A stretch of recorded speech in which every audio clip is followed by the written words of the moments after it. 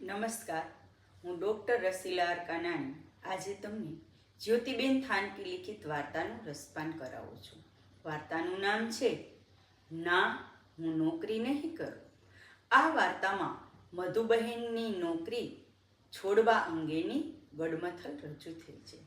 મધુબેનના સાસુ હવે બચુભાઈના બાબાને ઉછેરવા પરદેશ જવાના છે. હવે તેની અમ્મી અને સ્વીટુ કોઈ આયાના હાથે ઉછરે તે તેને બિલકુલ પસંદ નથી, કારણ કે મધુના મમ્મી પપ્પા બંને નોકરી કરતા હતા અને તેને જે મુશ્કેલીઓ વેઠવી પડી તે ભૂતકાળ તેને આજે યાદ આવી ગયો. અત્યંત જ્વરમાં માં જ્યારે મધુને એકલી છોડીને નોકરી પર ચાલી ગયેલી તે માટે હંમેશા તેના માટે તિરસ્કાર જ રહ્યો.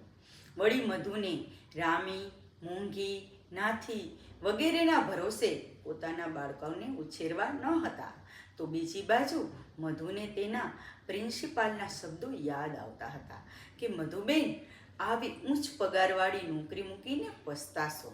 મધુએ તે દિવસે આખો દિવસ ચિંતન કર્યું. ત્યાં તેની માસીના દીકરી આવ્યા સ્વીટુને રમાડવા.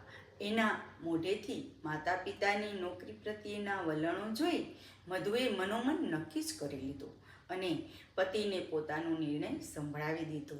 ના, હું નોકરી નહીં કરું.